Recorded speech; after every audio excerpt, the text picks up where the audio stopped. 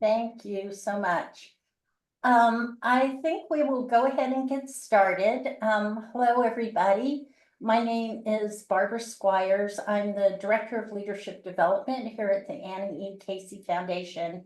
And I want to thank all of you for your interest in the Children and Family Fellowship. You're taking the time to be on this webinar, either for yourself or possibly for someone else, or thinking about people who might be good candidates for the fellowship. So for whatever reason you may be on the webinar, we're delighted that you are with us. I wanted to make a couple of announcements, logistical, before we get started. So to begin with, we are recording this webinar. The recording will be sent out to everybody who registered for the webinar, so you can expect an email with a link to the recording in case you're not able to stay on for the whole time, or you want to go back and listen to any part of it. It will also be posted on the Casey website in the information about the Children and Family Fellowship, so that other people who weren't able to be a part of the webinar can also get all the information that comes from today's webinar. So that's announcement number one.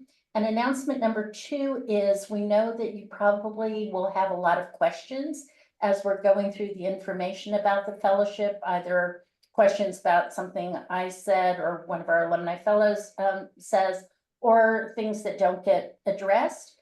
We're asking you to put your questions at any point during the webinar in the Q&A function. So if you look at the bottom of your screen, you should be able to see a little Q&A box.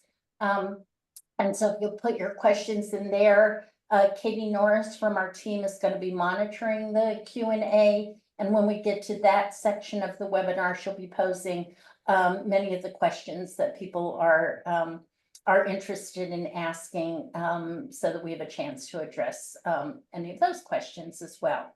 So those are the announcements. We're recording, and please put your questions in the Q&A at any point in time. If you can go into the next slide.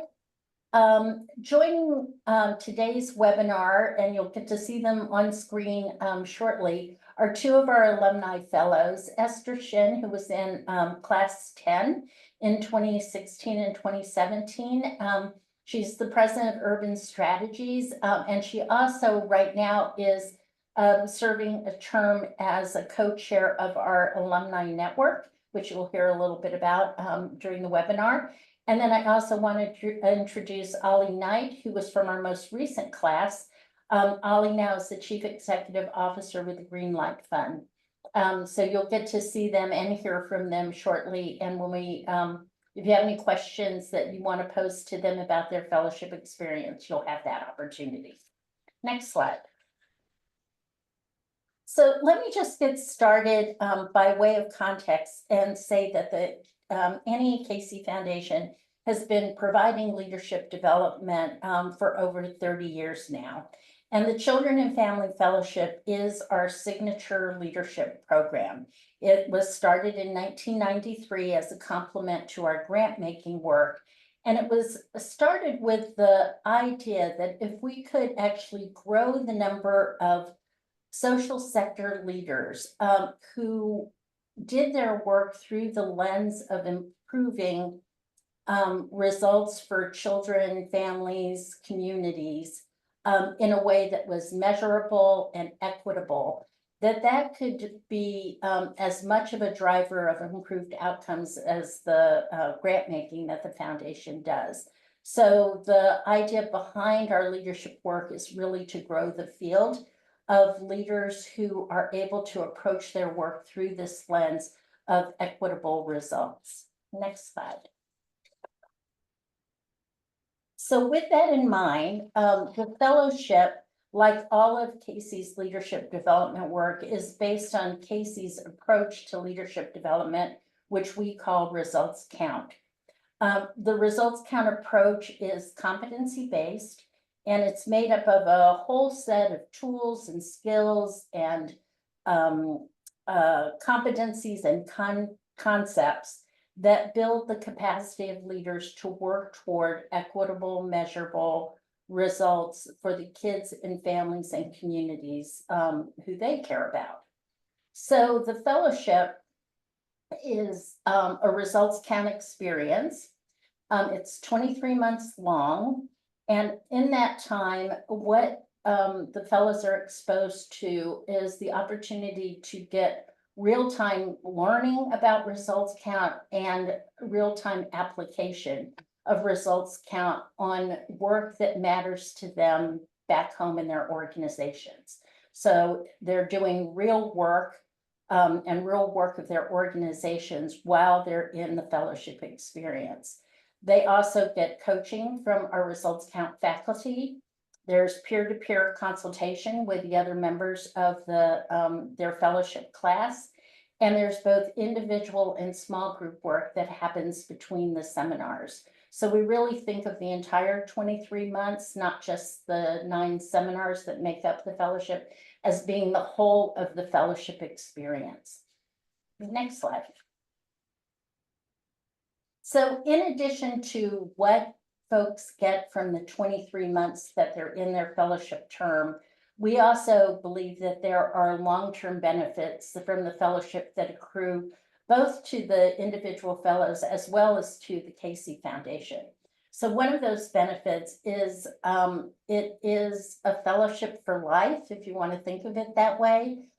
We like to think once a fellow, always a fellow. And so when you finish your fellowship term, you become part of the larger alumni network of the previous 13 classes that have been in the fellowship over the last 30 years. So there's the opportunity to be a part of a really robust group of leaders who span 30 years of work in the social sector. And from that alumni experience, you get a lot of support, a lot of professional development from one another, a lot of insight, and frankly, a lot of great friends who become part of your life going forward. In addition to that, we think that the tools and skills that the fellows get are not just applicable to the work that they do right now, but these are tools and skills that the fellows will take through the rest of their careers.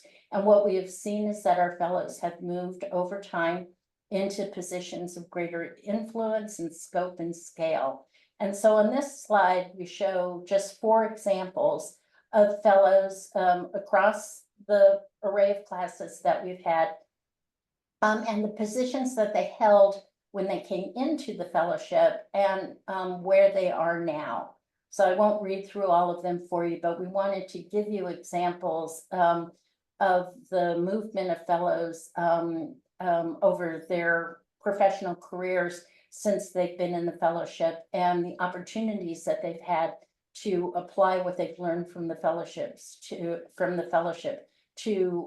the different roles that they've had over their careers. Next slide. We also want to share with you what we view as examples of results that have been achieved by people who have been part of the fellowship.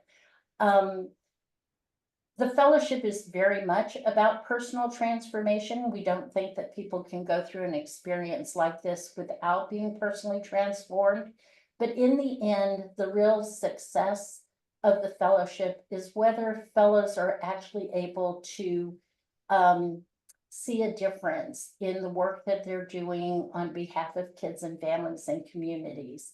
And so on this slide, we just cite 3 examples of results that have been achieved by fellows who've been part of this fellowship in terms of what they were able to, the kind of impact that they were able to achieve on behalf of the communities that they work with, the children and youth and families on whose behalf they are working.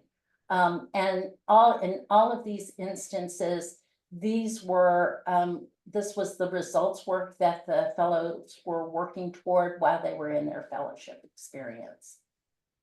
Next slide. All right, so a bit about the logistics of the Children and Family Fellowship. As I mentioned, the fellowship term is 23 months long. all of the costs of the fellowship are covered by the Casey Foundation. The fellowship is comprised of 9 seminars that are held in locations around the country. So the foundation picks up all of the costs associated with travel and hotel and meals. We provide all the materials that you will need. We cover all the costs of the faculty who are part of the program, as well as all the back office functions that support the fellowship. So fellows will not incur any expenses themselves. We do things on a reimbursement basis. So, travel expenses while you're coming to a seminar, you will pay, but you will get reimbursed for them. But travel we pay for directly, hotel we pay for directly. And so there should be no cost to the fellows for participating in the fellowship. At the same time, and this question does come up, this is not a paid fellowship. So there isn't compensation for your time for being in the fellowship. We think that there are a lot of other benefits that one gets for being in the fellowship, but there isn't monetary compensation for being a part of the fellowship. Then, as I mentioned, there are 9 seminars that will make up the fellowship experience for this upcoming class. Each seminar is 4 days long, so there is travel the day before. Usually the seminars are a Tuesday through a Friday. So your travel day is ordinarily sometime on that Monday before the fellowship seminar starts. And then on Friday, we generally end at 3 o'clock, which allows fellows almost always to get back home on that Friday afternoon. There's also prep work that precedes each seminar. The prep work is usually made up of some reading that you're asked to do, some personal reflection and journaling that you're asked to do, and also applying and practicing the tools and skills that you've gotten exposed to from the previous seminar. So there's always prep work that is given and things that are due right before the next seminar that allows the faculty to understand how much you're taking in the tools and skills and how well you're applying them in your work back home. This really is about making something happen and advancing work that you care about, even while you're in the fellowship experience. So it's not about sort of learning a lot of stuff that you'll apply at some point later. The idea is really that even as you're learning new tools and skills, you're applying them in real time around a body of work that is important to you and your organization to advance. So this is very much about application. And to support that application, you get individual coaching from a faculty member between the seminars who can help you with places where you might be getting stuck, or concepts that you're not quite getting, or some challenges that you're facing back home in your work that could be getting in the way of your making the kind of movement on the results work that you care about. And so the faculty are available to you, and there's an expectation around this participation in coaching throughout the fellowship experience. And then finally, each fellow will also be visited by a faculty member during the fellowship term. It's a chance for our faculty to be able to see the fellows in action, to see you applying what you're learning, to get a sense of who your back home teams are, and what the work is looking like and how it's advancing, and what tools and skills are really helping you to advance at work, and what things may be not sticking, where you may need some additional support. So the faculty site visits are really important as a way to see you in action, using what you're learning from the fellowship experience. Next slide. Okay, so as you all know, we have announced the opening of the nomination and application process for Class 13 of the Children and Family Fellowship. So if you can go on to the next slide, we want to talk a little bit about the selection process. So we kicked off the nomination and application process back on June 17th. All of the information about the fellowship, including the link to the nomination page and to the application itself, are all found on the Casey website. And I think we will be putting into the chat the link to where you can find that on the Casey website. But let me just say, nominations are not required. We use the nomination process as a way of kind of expanding our reach. We send out information about the fellowship to our grantees and to people who participated in our leadership programs before, but we know that there are lots of people out there that don't have direct contact with the Casey Foundation. So the nomination process allows other people who know about people who they think might be good candidates for the fellowship to nominate them, and by nominating them, those people automatically will get information and a link to the website. But a nomination is not required to be to go forward with the application. And you, if you're not nominated by someone else, you don't have to self-nominate. You can just apply. The last day for nominations, though, is August 23rd. And we set that date to give time for people who get nominated to actually have time to look at the application and decide whether they want to go forward and apply. The due date for applications is September 13th. And that's a hard and fast deadline. And so we really want you to hold that in mind. Applications are due by midnight, I think, in whatever time zone you're in. Then the selection process begins, and it is a fairly lengthy multi-step process where we start to whittle down the applicant pool through reviews of the applications by a number of Casey staff, friends of the foundation, as well as alumni fellows. We involve probably about 50 people in our selection process to help us make the best choices and to have a number of eyes on each application. That multi-step process leads us to February 3rd of 2025, when we will notify 30 finalists that they are in fact finalists and will be invited to interviews. The interviews are held virtually on February 25th through the 27th. And through that interview process, which includes 3 different interviews that every finalist goes through, as well as a couple of group activities that they participate in. Through that whole interview process, we then come down to a class of 15. And that class will be announced by March 25th. And then the fellowship term begins in April of 2025 with an orientation call that the fellows, the selected fellows, need to participate in. And then the first seminar is in May of 2025, and the final seminar, the 9th seminar, is in March of 2027. So that's the length of the fellowship term. Amounts to 23 months. There is a schedule on the website, and I think it also will be dropped into the chat, of the seminar dates.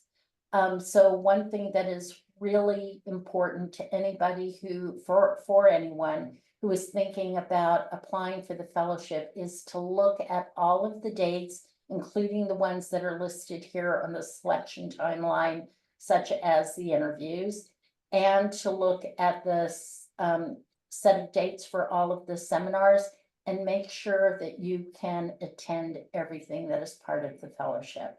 Attendance is really important to us. And so as you're mulling over this opportunity, please look at the schedule to make sure that there are no work or life events that you know of that will get in the way of your you being fully able to participate. So the next slide. So, to be eligible for the fellowship, you need to have, at least 10 years or more of professional work experience in, the child and family serving field. Those 10 years does not include volunteer time. It doesn't include, time as a board member of an organization. We're really looking for full 10 years at a minimum of professional work experience in the child and family serving field.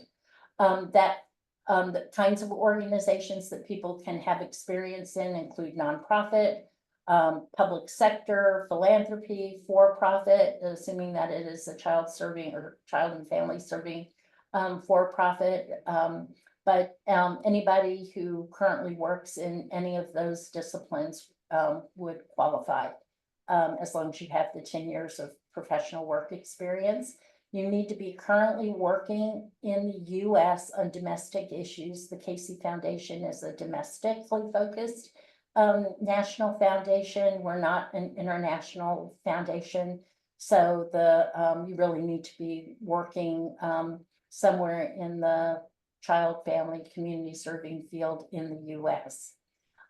We are looking for people who already have a track record of having roles of increasing authority and are in a position with significant management responsibility. So this is not a fellowship for somebody who is just beginning their career, as evidenced by the requirement for at least 10 years of work experience. And we're looking for people who have already shown evidence of growth in their professional career. And then finally, again, it is so important that you are able to attend all the seminars and activities of the fellowship term from when it begins in April of 25 to when it ends in March of 27. If you go to the application, you'll see a more full list of eligibility requirements. That includes things like you can't be in the immediate family of a Casey board member. You can't be running or planning to run for public office during the time of the fellowship term. That's a requirement because we know that running for public office comes with a whole set of competing commitments that we know also from experience will get in the way of your being able to fully attend and be fully present for the fellowship. So I would direct everybody to see the full list of eligibility criteria that's on the application. Next slide. So just a little bit about what we're looking for in the fellows. So obviously we're looking for somebody who already has a track record of accomplishment and are clearly ambitious about wanting to have a greater impact on the well-being of children, families, and communities in the United States. So we're looking for people who want to grow their impact. We want people who are energetic and able to commit the time to the work of the fellowship. We want people who really hold an importance in their life around race and ethnicity and gender and language, and who are equity champions. We want people who are striving for improved outcomes for kids and families and communities. And we're looking for people who are eager for personal growth. And that means that they are ready and willing to do some hard personal reflective work during the course of the fellowship, because the fellowship is not solely about being able to achieve accelerated impacts for kids and families and communities. By design, it also requires that you grow your leadership as well, and that requires personal growth. So with that, let's move to the next slide. Oh, thank you. So we'll come back. And at this point, I want to bring onto the screen Esther and Ali. I think you can see them there. So as I mentioned, both Esther and Ali our alumni fellows. Esther was in class 10, Ali was in class 12. And I've got a few questions that I'm going to ask them that we think might be on the minds of some of you who are considering the fellowship opportunity. So I'll go ahead and pose a few, and then we will move to the Q&A section and start to answer questions that you might have. And those questions can be for any of us. So let me just start, Esther, with maybe a softball question, I don't know. But when you were considering the fellowship back in what, I guess 2009 might have been the year you were actually thinking 15, of? 2015. Sorry, okay, 2015. You may have participated in an info webinar like this. But in the end, what led you to apply to the fellowship? Sure. Thanks, Barbara, and thank you for this opportunity. So I applied for a few different reasons. One, I knew individuals that had gone through the fellowship program, and I had heard about the benefits and what they really got out of the experience and how it benefited their organizations and how it benefited their growth as leaders. The opportunity came to me about 18 months prior to my taking on the leadership role inside the organization that I had been working at for almost 17 years at that point.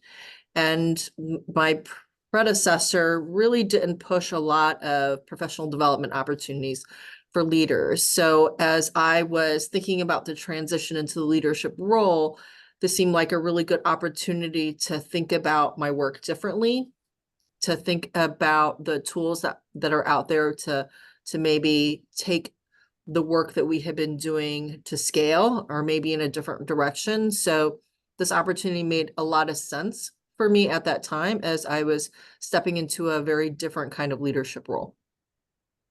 Great, thank you.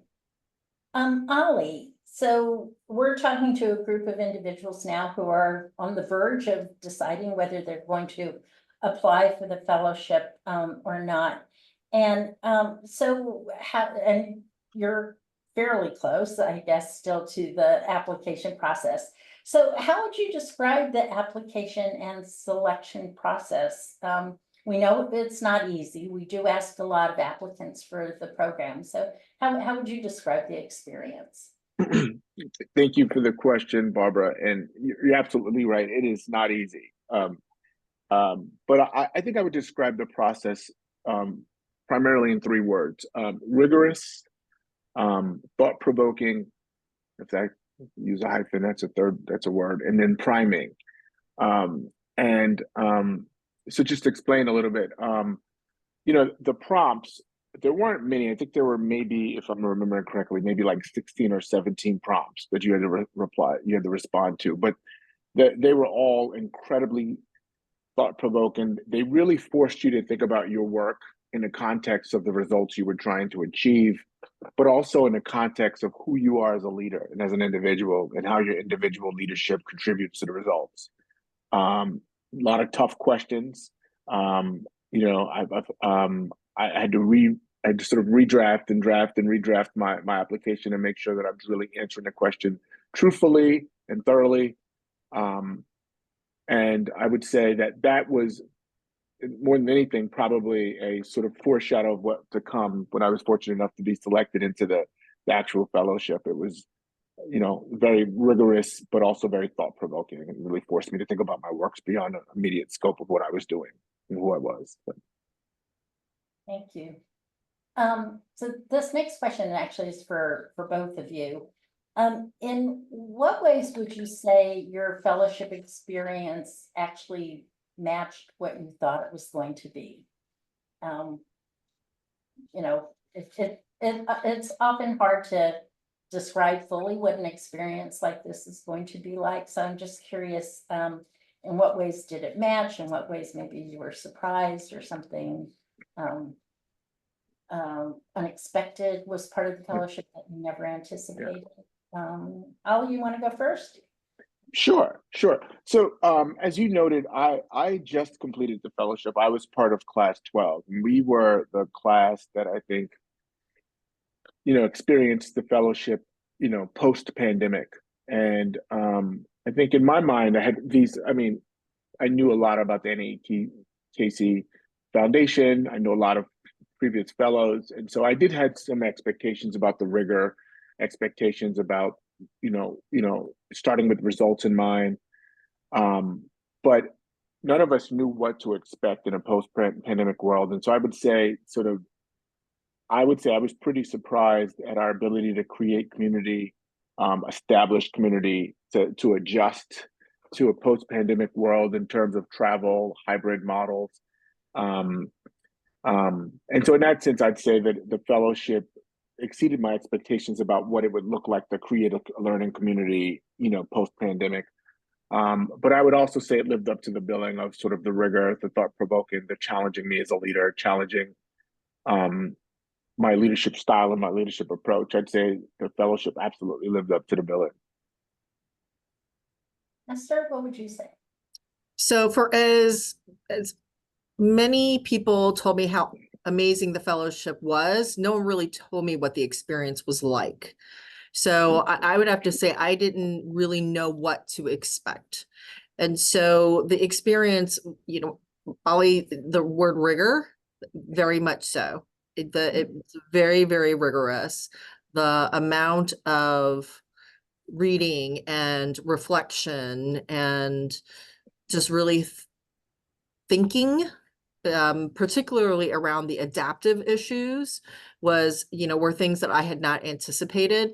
And again, I was coming in sort of with a blank slate. And so the rigor, it was 1, and 2, I would say the level of vulnerability that you really need to bring into the fellowship and really leaning into the emotions that come with leadership and the vulnerability that comes with leadership. The rigor and the vulnerability were 2 things I definitely did not anticipate.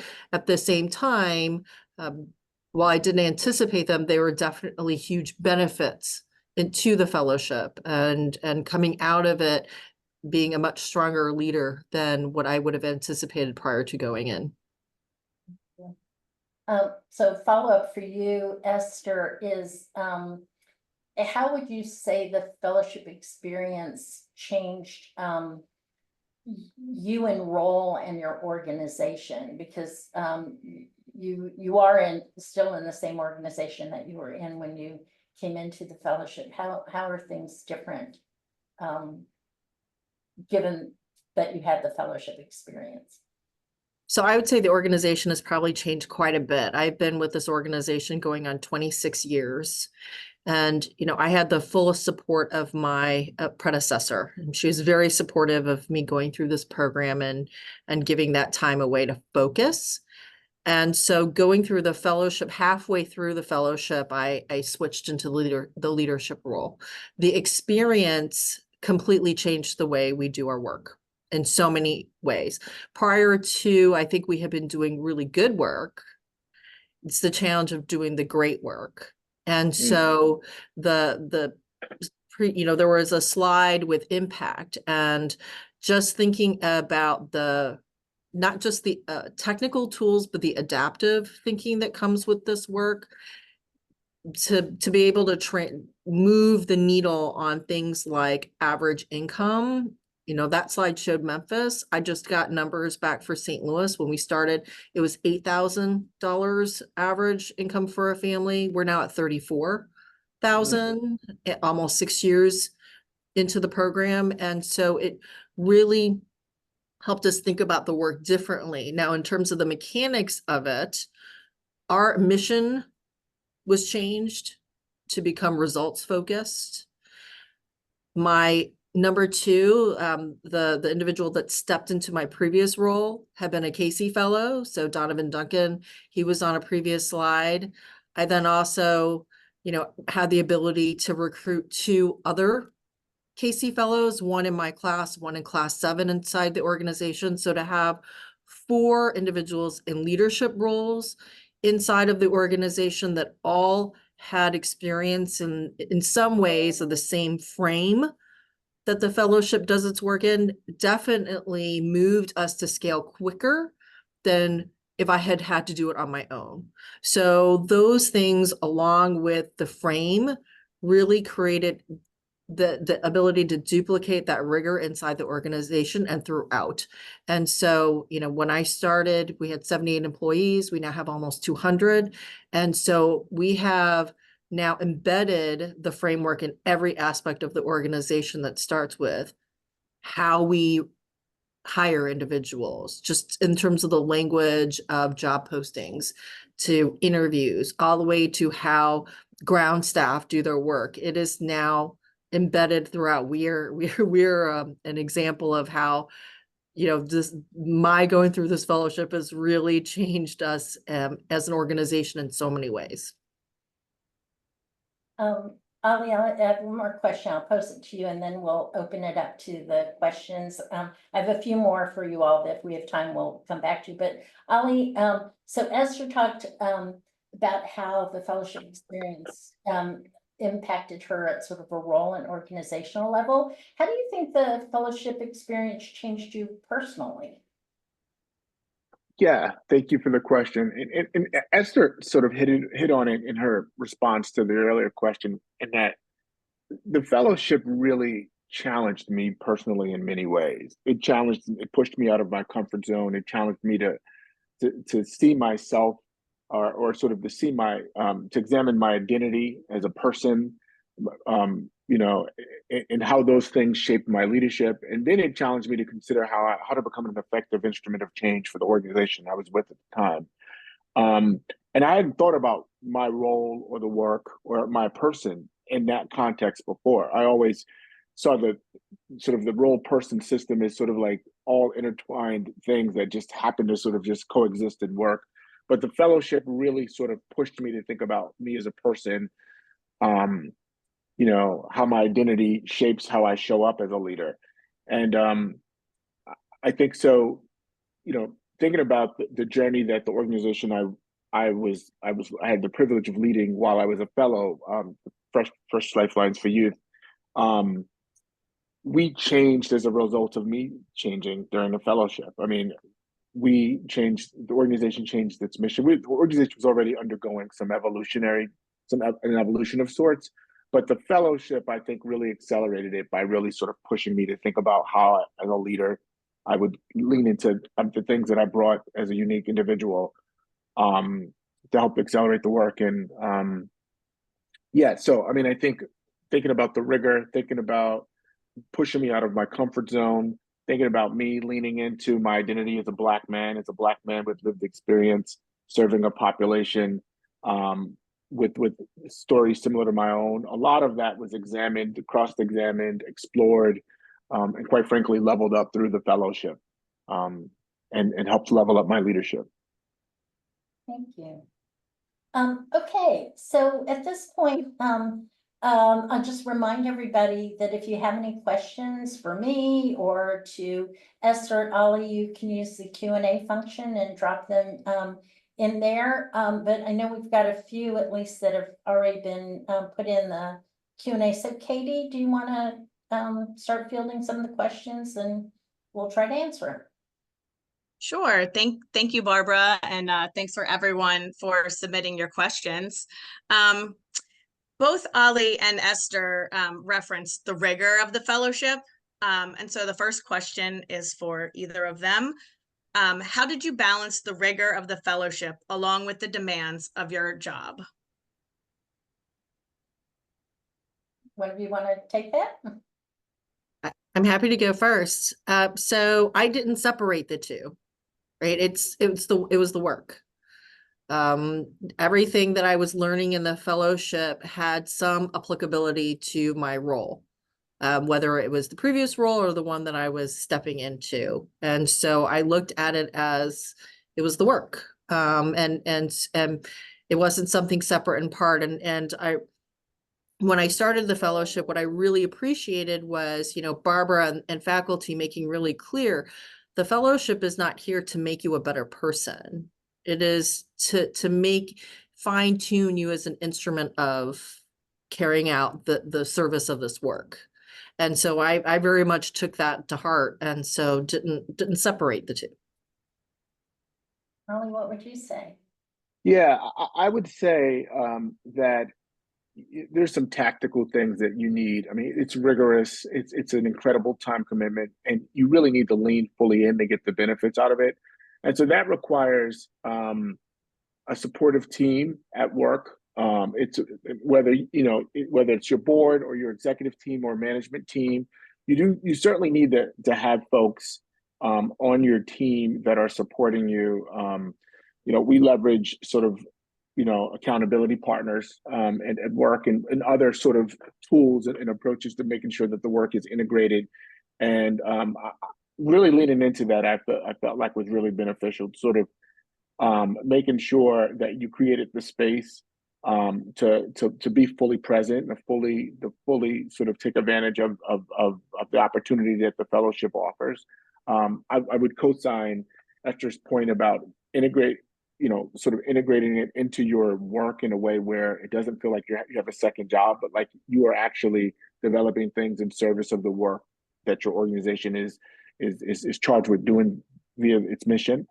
And then the other thing that I'd note that is not baked into the question, but I think it's an important thing to note, is that your family has to also be a partner in this work. For me in particular, I had two very young children, my wife and my partner. And the travel is rigorous. To be away requires to be present at the learning seminars requires being away from your family, and so you've got to be your family's got to be a partner in it with you. And so I'd say the support has to be 360. It can't just be work, colleagues. It has to be life or family outside of work in a way that allows you to fully lean in and step into the opportunity presented. Thank you. And I appreciate you raising all of that. And I will just want to reinforce that it is so important that you have the support of your organization and your family to allow you the time to be fully present to the fellowship experience. And also, to Esther's point, to really make it clear to your organizations that while you're away at a seminar, you are really doing your work. It is not like you're off on holiday. This isn't a break. You are really working quite hard while you're away, and you're doing the work in service of the results that your organizations are trying to achieve. So Katie, what else do you have? So along those same lines, Barbara, this one's for you. Can you please talk about what a typical program day agendas are like for the fellowship, and how that works with all the work that you have going on back home, or the fellows have? Yeah. So the seminars are, as I said, are 4 days long. We typically start at 8:30 in the morning. So there's breakfast before that. And then over the 4 days, you are moving from learning, applying. The work is often in full groups, sometimes in small groups. You're often in table conversations or in paired conversations, or you're doing individual work around the result that you're trying to move. The days go from about 8:30 in the morning to usually about 5 or 6 in the evening. So since there are 4 seminar days, there are 3 evenings involved. 2 of those evenings, though, there is generally work evenings. So usually one of the evenings is something that you're doing with the other members of the fellowship class. Another evening, what we try to do is help build out your network. So depending on where we are, you may be getting introduced to alumni fellows or other results count leaders that we know in that geographic area. So there's a chance to do some socializing and network building. And then the third night is generally a free night. But the days are long. And then often, in addition to the work that the fellows do in the evenings, then they often will do their own socializing afterwards. So we think sometimes the bar curriculum can be as important as anything else that is going on, because the fellows are really in support of one another, as well. So this is all part of the fellowship experience. And on the fourth day, we do end at 3 o'clock so that we can get everybody home by then. But there are breaks during the day, but they aren't super long. So you may have a 15 or 20-minute break in the morning. There's usually an hour for lunch, another break in the middle of the day. And then if there's evening work, there's usually a break before you come into a dinner or to some kind of evening activity. So I really would encourage you not to plan to be able to get a whole lot of back home work done. There's not an opportunity to be stepping out of the seminar to go do calls or participate in other kinds of meetings.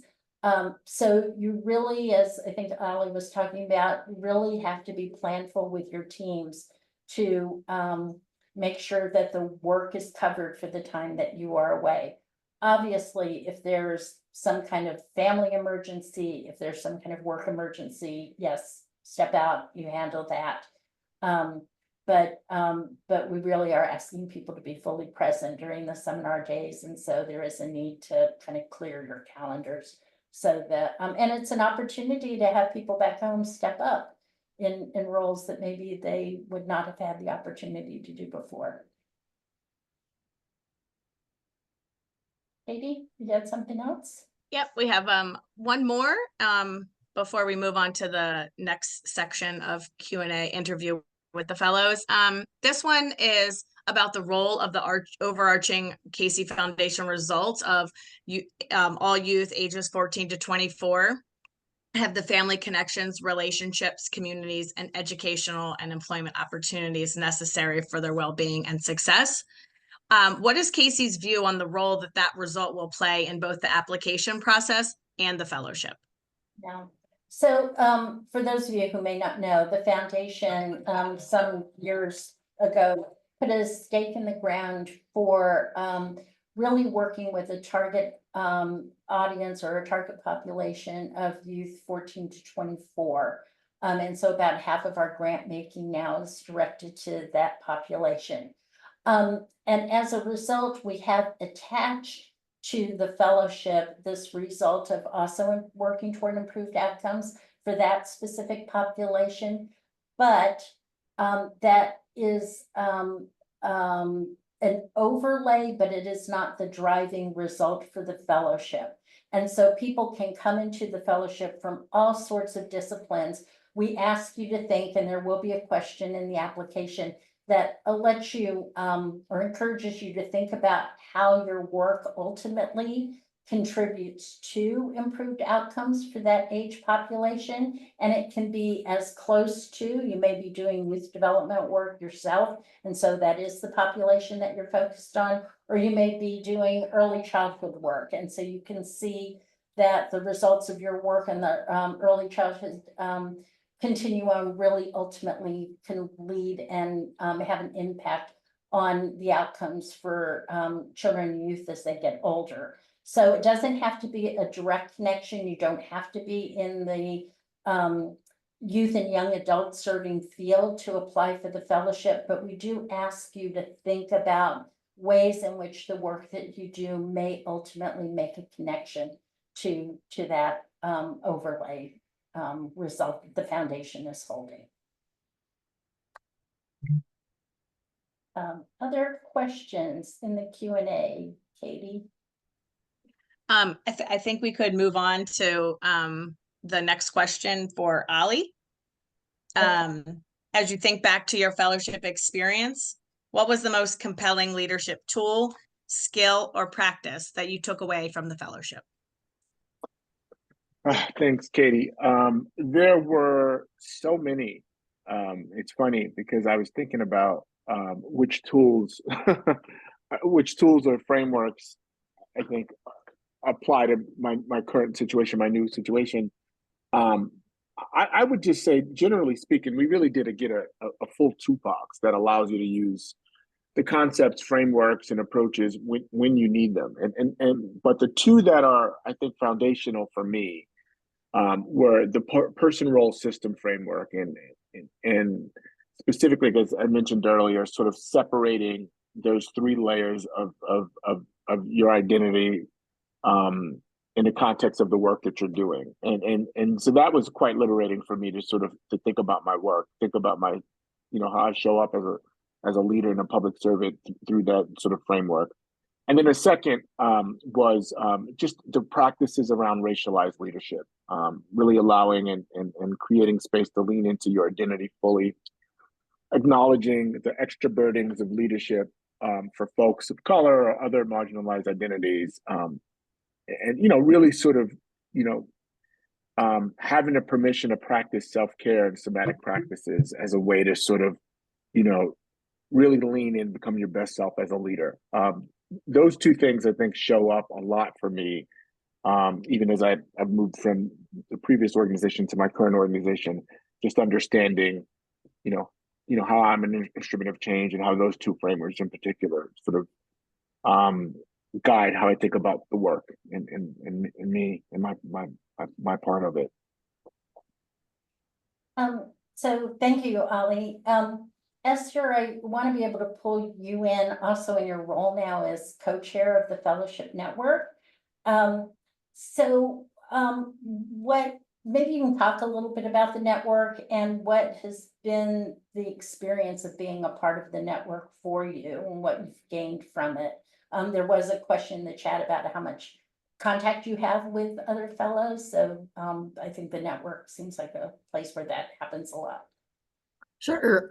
So the network consists of all the fellows that have ever been through the fellowship program from class 1 to the most current class.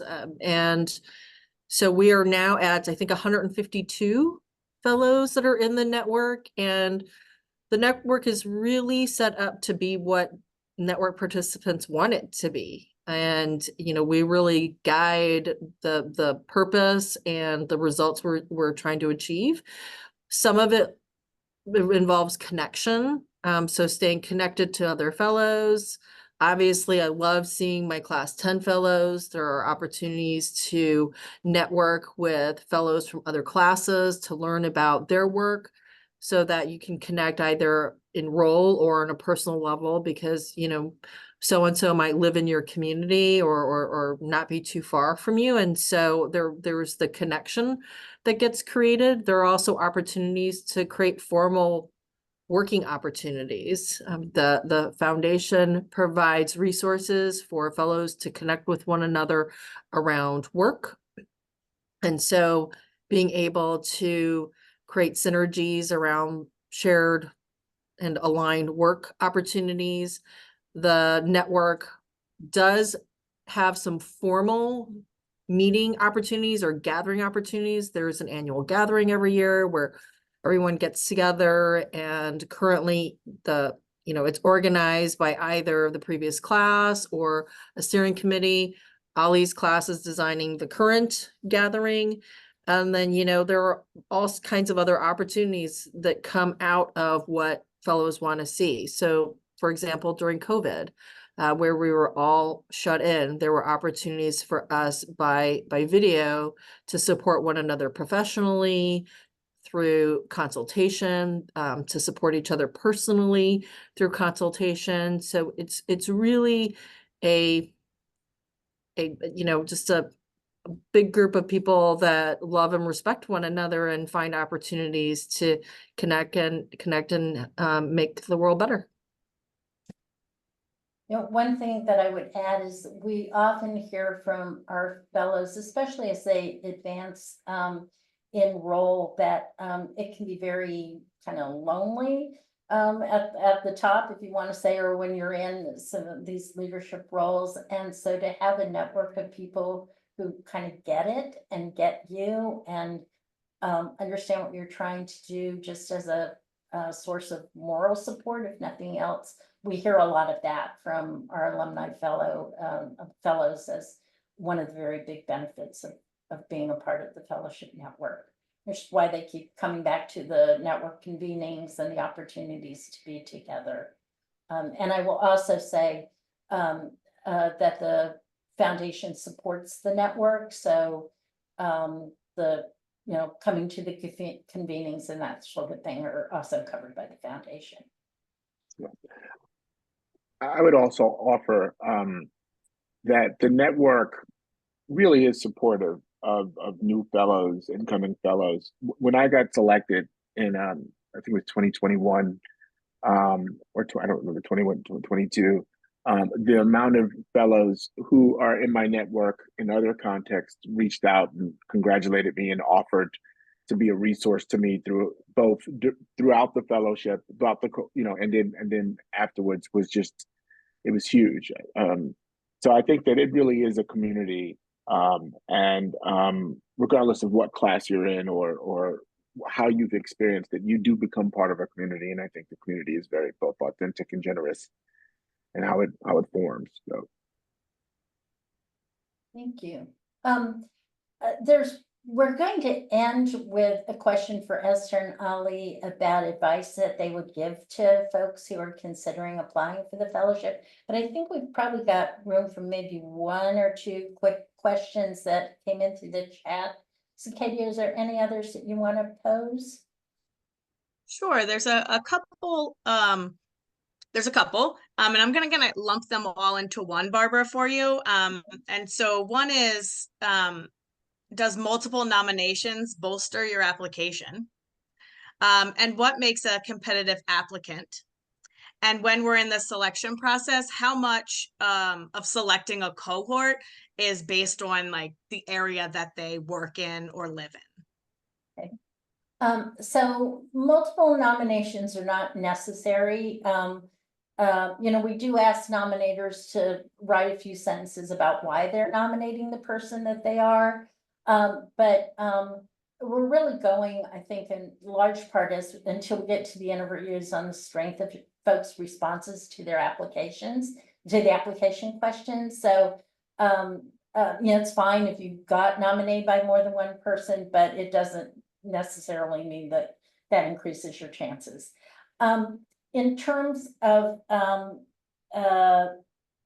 the like how we construct a cohort, we are trying to create a cohort that is very diverse in a number of levels. So race, ethnicity, gender, geography, sector, all of those things come into play.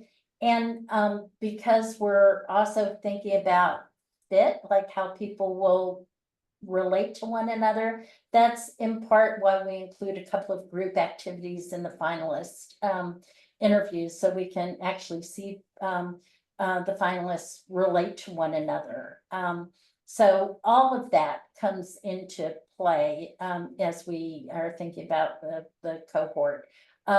There was a question that I saw from something earlier about whether multiple nominations of more than one person from the same organization are okay, and yes, they are.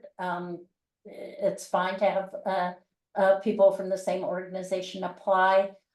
Probably unlikely that we would select two people from the same organization to come into the fellowship, because we are trying to spread the opportunity around.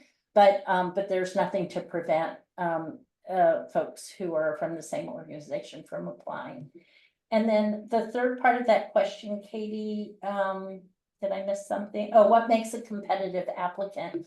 I mean, we're really looking for very thoughtful, honest answers to the questions, because the application is our first kind of way into knowing who you are. So I think to Ollie's point, when he was talking about having spent some time on the application, you work on your responses, you come back to them, I would really encourage folks to do that. And to give us some insight about who you are and why you do the work that you want to do, why it's a passion for you, and what you hope to get out of this opportunity, and to be as real in your responses as you can about that. So we're kind of right at time. So I'm going to end this with Esther and Ali. Would ask each of you to share any advice that you might give to people who are considering the opportunity. Esther, you want to go first? Sure. I would say, consider the things that we have stated, it is a time commitment. One that can affect you personally and professionally. So really consider the time commitment because being present mentally is extremely important to the fellowship. And also say participate. And that includes the interview process. Do not fear your voice being heard, putting your voice into the room. It's really important that you're known, that your work is known and what you're doing is known. So that's my bit of advice for the interview process. Ali? Yeah, mine is sort of very similar. I would say be prepared to be uncomfortable, to be pushed. And I really think that the benefits from being pushed is far outweigh the discomfort that you experience while being pushed. I would also say that while there's, I think, certainly a standard of expectation, beyond that, you get out of it what you put in it. And so, it's a rigorous process. It requires a lot of hours at home and during the actual learning seminars. But at some point, you've got to decide what you want to get out of this, and that's going to be that's really going to be on you, and that's when I think the level up becomes something different. There are expectations that you meet a certain level, as Barbara mentioned, participate in all the seminars, being present. But above that, it's really on you what you want to get out of it, and so I would think about that when you're applying. I think it's a great program. I think it's a great leadership development experience. I think it's got a great baseline, but above and beyond is based on what you invest in it. So Thank you, both of you. We are at time. I want to thank everybody who took the time to participate in the webinar and who are considering the opportunity. If you have any questions at all, please don't hesitate to reach out. Our contact information got dropped in the chat. It's also on the website and on the application. I'm happy to answer any questions. I'd rather help you think this through than to have you sort of wonder and not do it, or put in a lot of effort and then find that there's something that actually doesn't make you eligible. So please don't reach out at all about any of the questions. If you have any questions, if there were questions in the Q&A that we didn't get to in today's conversation, we will make sure that we circle back and answer those directly to the people who posed them. Again, just thank you to everybody for considering this opportunity. Don't hesitate at all to reach out to us. And thanks again, Ali and Esther, for your time. Thanks, everybody. Appreciate it.